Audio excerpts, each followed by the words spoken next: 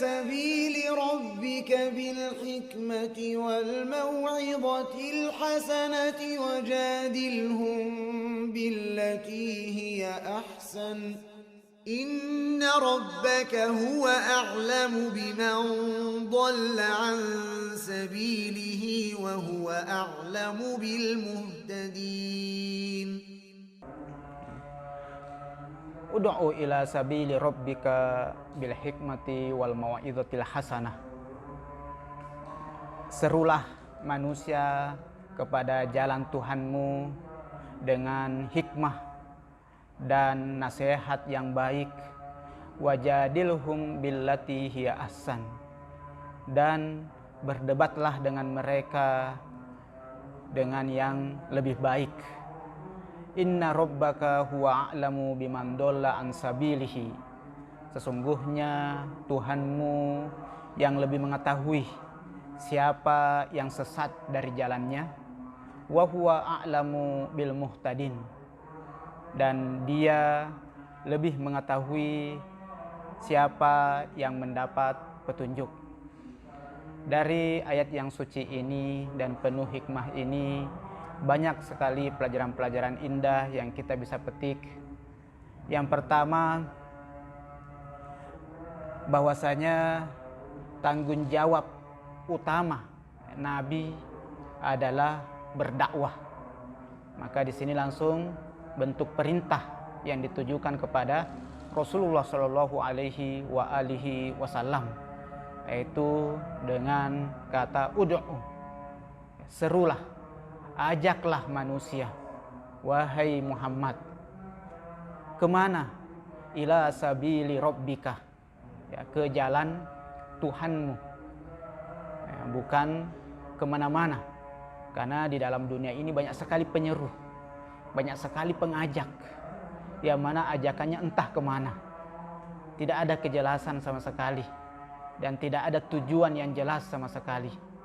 Hanya engkaulah ya Muhammad sebagai utusan terakhir yang bisa menyeru mereka ke jalan yang lurus, yaitu ke sabilillah, ke jalan Allah Subhanahu wa Ta'ala. Kemudian pelajaran yang kedua yang kita bisa petik dari ayat suci ini, ya, bahwasanya ya, dakwah itu ya, memiliki tujuan, ya, dan juga memiliki metode. Ya, dakwah Nabi, dakwah Islam, yaitu yang bertujuan ke jalan Allah, yang menyeru ke jalan Allah, yang membimbing ke jalan Allah. Ya, jalan Allah itu apa? Jalan Allah itu adalah siratul mustaqim, adalah jalan yang lurus. Apa itu jalan yang lurus?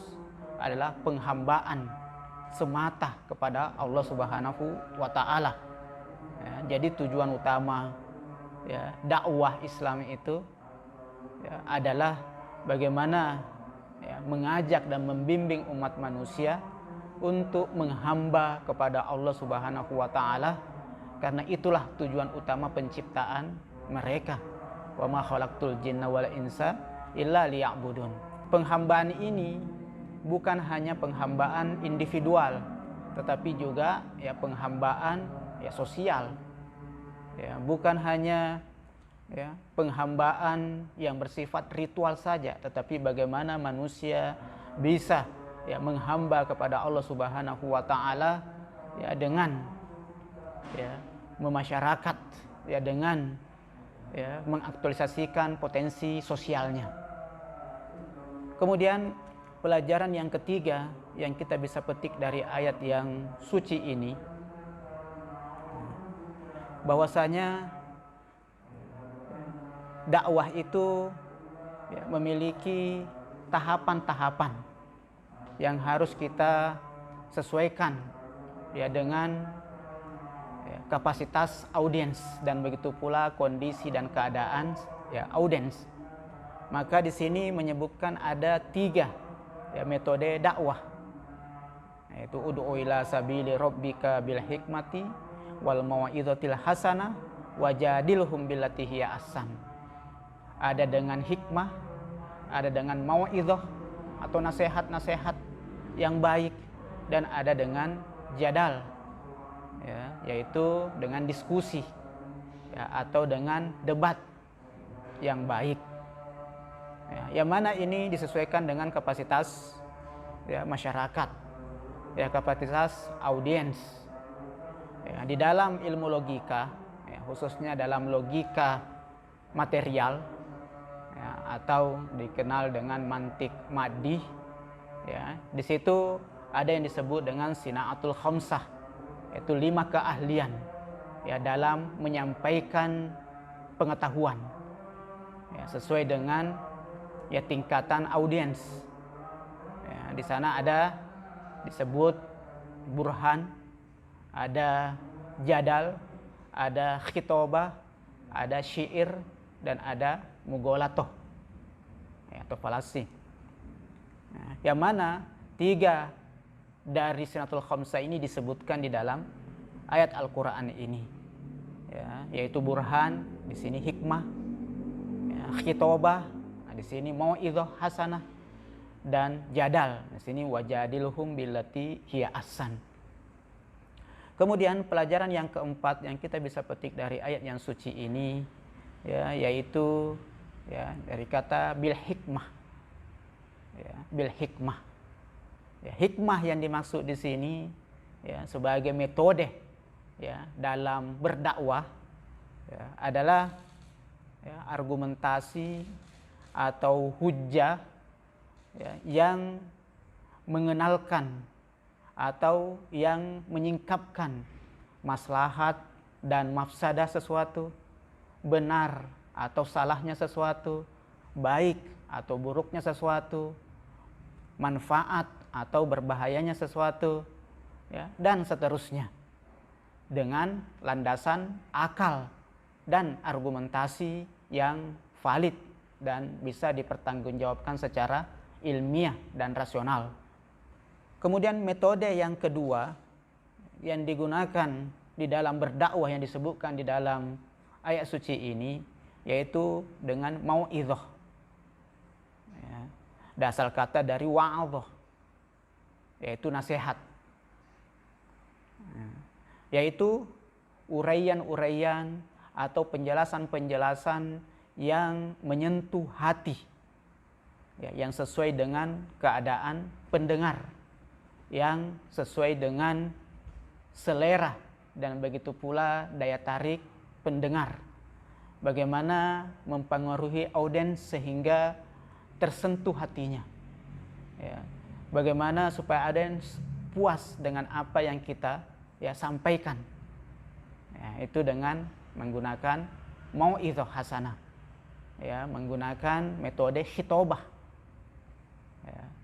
Dan kemudian metode yang ketiga disebutkan dalam ayat yang suci ini, yaitu jadal, ya, atau jidal, ya, diskusi, ya, yaitu uraian atau, ya, pembicaraan ataupun penjelasan, ya, dengan bukti-bukti dan alasan-alasan yang bisa mematahkan argumentasi lawan, ya, atau, ya, bukti-bukti atau alasan-alasan atau argumentasi yang bisa membuat lawan tidak berkutik.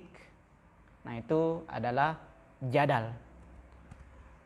Nah, kemudian pelajaran yang kelima yang kita bisa petik dari ayat yang suci ini, ya, kita perhatikan di situ ada, ya, di mau'izah ada, ya, naatnya al-hasanah.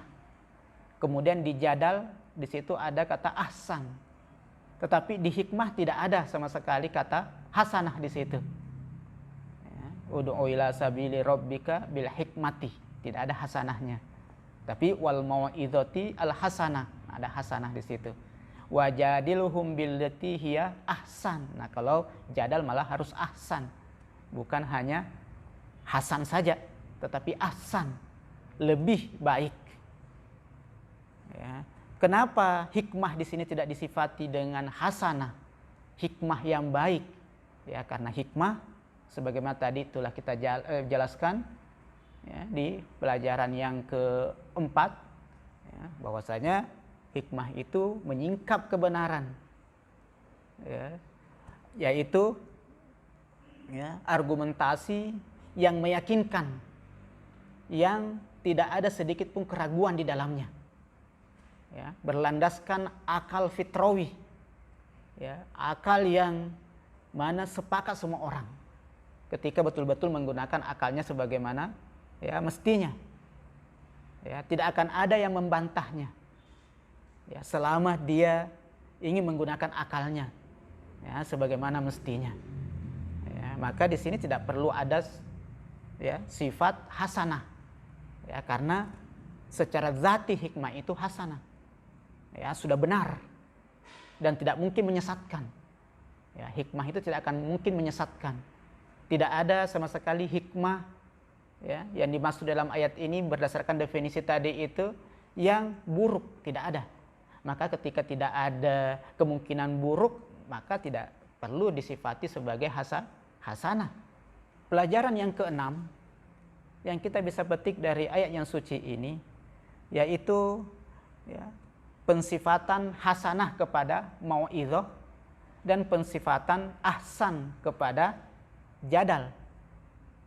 Nah, kalau kita perhatikan ya, berarti di sini al-mau'izah itu memiliki dua sifat. Ada yang sayyi'ah dan ada yang hasanah. Disebutkan hasanah di sini karena ada sayyi'ahnya. Ada mau'izah yang buruk. Ada juga mau'izah yang hasanah. Nah, yang disuruh, yang ditekankan di dalam ayat ini ya adalah berdakwah dengan ya mau'izah hasanah. Jangan sampai menggunakan mau'izah yang sayyi'ah. Ya, karena banyak nasihat ya tetapi membuat orang ya malah terperangkap di dalam keburukan. Banyak nasihat yang membuat orang ya terdiam dan tidak melakukan perlawanan terhadap penindasan dan kezoliman. Banyak nasihat-nasihat malah membuat orang ya berpangku tangan dan membiarkan kejahatan dan berbagai macam bentuk kerusakan terjadi di depan matanya tanpa ya melakukan perlawanan dan dia merasa dirinya sudah ya menjalankan ajaran Islam karena nasihat yang buruk tadi itu. Ya, atau ya nasihat yang diberikan oleh orang yang tidak berkompeten, yang tidak mengamalkan nasihatnya, kemudian yang tidak memberikan teladan ya atas ya nasihat yang dia berikan. Nah, ini termasuk bagian daripada ya mau'izah ya sayyi'ah. Maka ya mau'izah hasanah ya yaitu ya mau'izah yang disertai dengan pengamalan, begitu pula ya dengan keteladanan oleh yang memberikan nasihat.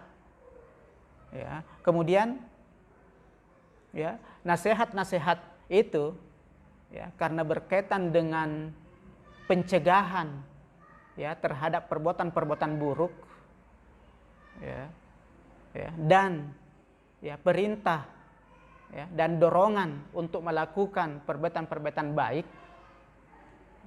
Nah, terkadang perbuatan buruk itu hal yang sulit ditinggalkan oleh orang. Maka ketika kita mencegahnya ya dan salah dalam penyampaian bisa menimbulkan emosi. Ya, bisa menimbulkan ketersinggungan. Bisa menimbulkan amarah. Ya, karena ya merasa terganggu ya zona nyamannya. Ya, merasa terganggu atas apa yang dia sudah terbiasa lakukan. Makanya harus nasihatnya dengan baik untuk menghindari hal-hal yang tidak diinginkan. Bukannya ya masyarakat menerima tetapi malah menolak. Bahkan malah dia balas dengan ya keburukan. Nah, kemudian jadal kalau tadi mau'idhah itu ada dua, ada sayyi'ah dan ada hasanah. Berarti kalau jadal karena tadi ditekankan adalah ahsan, ya berarti jadal itu ada tiga. Ada ya sayyi, ada yang buruk, ada yang hasan, dan ada yang ahsan. Ya, ada yang buruk, ada yang baik, dan ada yang lebih baik. Ya, yang buruk yang bagaimana? Kenapa di situ ditekankan wajadilhum billati hiya ahsan? Karena jangan sampai berjadal dengan yang buruk, karena dalam jadal itu ya atau dalam diskusi dan debat itu ya sangat-sangat rawan ya terjadinya hal-hal yang tidak diinginkan. Yang buruk yang bagaimana? Yaitu adanya celaan, adanya hinaan, adanya kata-kata kasar, adanya penjatuhan harga diri, ya, adanya fitnah, ya, dan lain-lain sebagainya yang dikeluarkan di saat berjadal. Ya, tidak menjaga lagi etika, sopan santun, tidak ada lagi penghormatan dan lain sebagainya di dalamnya. Nah, ini semua adalah jadal yang buruk, yang tidak dibolehkan di dalam Al-Quran.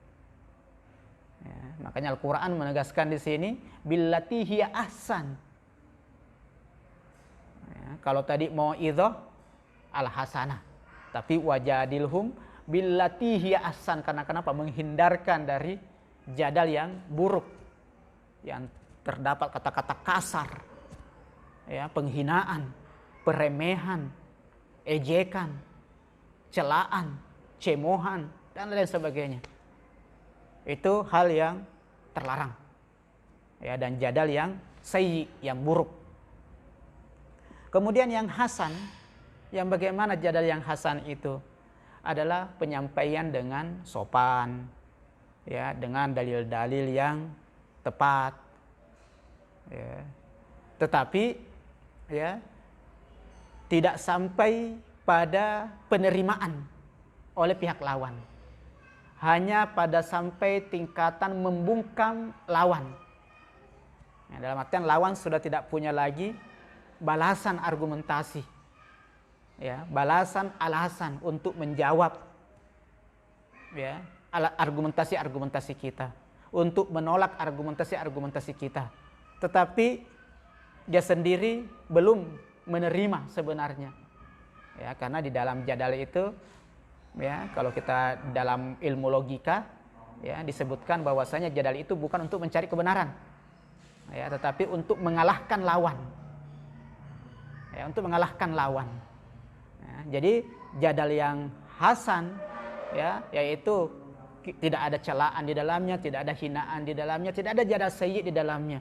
Penyampaian dengan sopan, penuh penghormatan kepada lawan, dengan bukti-bukti yang ya valid, yang bisa dipertanggungjawabkan, argumentasi yang ilmiah, yang bersandar kepada dalil-dalil yang bisa diterima oleh dua belah pihak.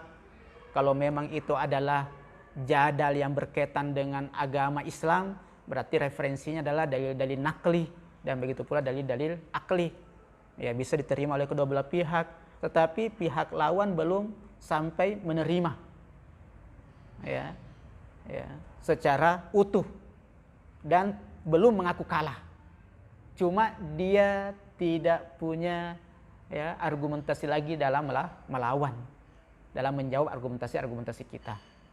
Nah, jadal yang ahsan adalah jadal yang hasan tadi itu, penyampaian sopan dilandasi dengan argumentasi yang ilmiah, yang bisa dipertanggungjawabkan, yang diterima oleh kedua belah pihak, dan pihak lawan menerima ya, menerima dakwah kita, menerima ajakan kita.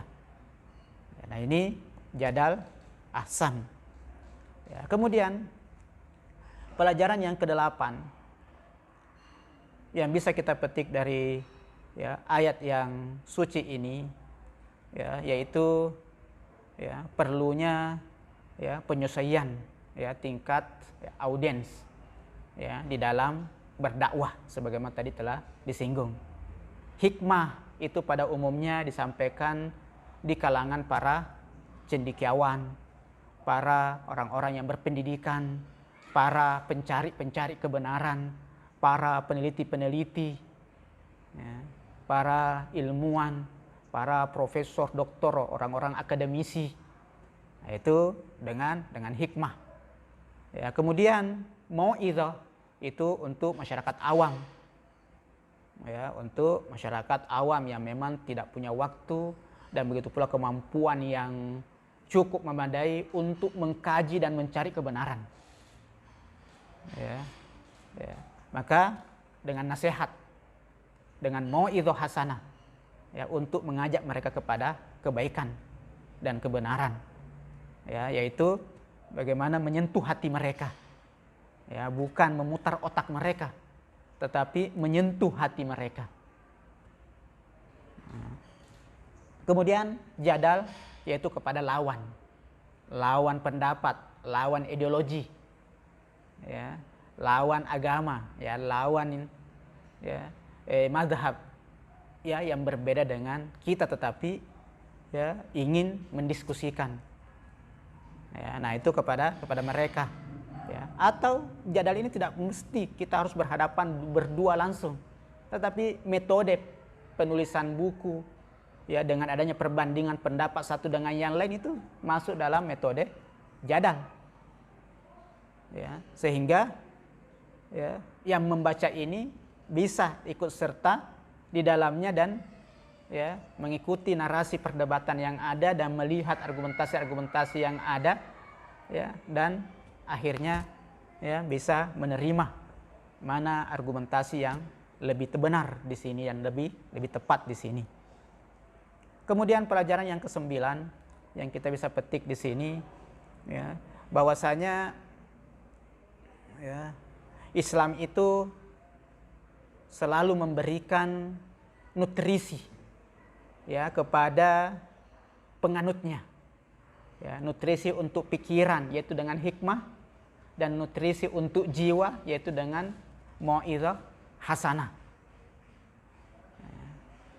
Sebenarnya ya, ada yang berpendapat ya bahwasanya jadal ini sebenarnya tidak masuk dalam metode dakwah. Ya, karena kalau kita melihat di dalam redaksi ayat ini, ya, dia berbeda sendiri. Ya, coba perhatikan ayatnya, ud'u ila sabili rabbika bil hikmati wal mau'izatil hasanati, nah, wajadilhum. Nah, tiba-tiba di sini menggunakan ya fi'il amr. Ya, yang tadi bil hikmati dengan ism, wal mau'izatil hasanah dengan ism, tiba-tiba di sini wajadilhum. Ya, yaitu dengan menggunakan fil amr, yang mana atofnya kembali kepada ud'u. Ya, ud'u fil amr. Ya, perintah. Ya, nah wajadilhum di sini juga perintah. Jadi atofnya kembali kepada ud'u. Hanya mengatakan bahwasanya ya, jadal ini keluar dari metode dakwah untuk mengajak orang. Karena jadal itu hanyalah mendiamkan lawan, membuat lawan tidak berkutik atau mematahkan argumentasi lawan, bukan untuk mengajak. Ya, sebagaimana dalam logika yang tadi kita sampaikan di Desanatul Khamsah, jadal itu bukan untuk mengajak orang kepada kebenaran, tapi mendiamkan lawan, mematahkan lawan. Nah, tetapi kalau kita tadi perhatikan, ya memang dia berbeda dengan hikmah, dengan mau'izah, langsung mengajak. Ya, kalau di sini memang ada pematahan dulu. Tetapi tidak lepas juga ya dari salah satu metode dakwah. Ya, bagaimana kita bisa mengajak orang ketika dia masih banyak syubhatnya, masih punya pendapat yang berbeda, jauh dari kita, dan memang dia tidak berlandaskan dengan argumentasi yang bisa dipertanggungjawabkan secara ilmiah, masih banyak menggolatohnya, masih banyak falasinya. Ya, bagaimana kita bisa mengajaknya, tetapi dengan menghilangkan syubhat ini, dengan mendiamkan mereka, membuat mereka tidak berkutik, paling tidak di situ dia berpikir ulang. Ya, sehingga akhirnya dia bisa menerima ajakan dakwah Islam. Kemudian pelajaran yang ke-10 yang kita bisa petik dari ayat yang suci ini, bahwasanya kita tidak boleh ya ta'assub. Ya, tidak boleh ya memaksakan keinginan dan memaksakan pendapat terhadap orang lain, sehingga menggunakan berbagai macam cara dalam memaksa orang lain untuk mengikuti pendapat kita. Al-Quran telah memberikan 3 cara, ya, dengan hikmah, ya, yaitu argumentasi yang meyakinkan, yang tidak terbantahkan sama sekali, yang tidak ada keraguan sedikit pun di dalamnya, atau dengan nasihat-nasihat yang baik al-hasanah, dan jadal billati hiya ahsan sebagaimana tadi telah disebutkan. Ya, lepas dari itu jangan, ya, melewati batas ini jangan sampai, karena ketakasuban kita memaksakan kehendak, memaksakan pendapat, ya ini jelas tidak diizinkan. Kemudian pelajaran yang ke-11, ya, yang kita bisa petik dari ayat suci ini, ya, inna rabbaka huwa a'lamu biman dhalla an sabilihi wa a'lamu bil muhtadin. Sesungguhnya Tuhanmu lah, ya, yang lebih mengetahui siapa yang sesat dari jalannya, dan dialah yang lebih mengetahui siapa yang mendapat petunjuk. Nah, kita hanya bertanggung jawab, ya, terhadap tugas dan kewajiban kita, itu berdakwah, mengajak, ya, dengan metode yang telah ditetapkan. Jangan melampaui batas. Jangan sampai mengajak malah, ya, mereka menjauh, atau mengajak kepada kebenaran tetapi menetapkan kebatilan kepada mereka, ya, dengan kebatilan yang lain. Nah, ya, jangan dipaksakan. Kita bertanggung jawab terhadap apa yang menjadi kewajiban kita. Adapun hasil itu kita serahkan kepada Allah Subhanahu wa taala. Kulik malu, ya, bekerjalah saja. Jalankan tanggung jawabmu. Kamu dakwahkan Islam. Adapun hasil, ya, Allah yang, ya, lebih tahu. Allah itu urusan Allah Subhanahu wa taala. Inna rabbaka huwa a'lamu biman dhalla an sabilihi. Allah yang lebih tahu siapa yang sesat, ya, dari jalannya. Ya. Kemudian, ya, pelajaran yang ke-12 yang kita bisa petik juga dari ayat yang tadi ini adalah jangan mudah menyesatkan, ya, dan jangan mudah mencemooh, ya, orang lain yang beda pendapat dengan Anda, yang beda mazhab dengan Anda, yang beda agama dengan Anda, ya, karena, ya, yang mengetahui siapa yang sesat dan siapa yang mendapatkan petunjuk hanyalah Allah Subhanahu wa taala. Ya, inna rabbaka huwa, penegasan. Di sini penegasan inhisor atau hasor, yaitu hanya Allah lah yang lebih tahu siapa yang sesat dari jalannya dan siapa yang mendapatkan petunjuk. Karena itu kita harus menghindarkan diri kita dari saling menyesatkan, ya, saling mengkafirkan, ya, saling memasukkan orang dalam neraka, ya, ya, dan memastikan orang kalau ini adalah ahli neraka. Tidak, ya, kita harus hindari hal itu, karena pengetahuan kita untuk mengetahui siapa yang mendapatkan petunjuk, siapa yang sesat itu di luar daripada kapasitas kita. Ya, hanya Allah lah yang menentukan itu. Allah lah yang maha tahu itu.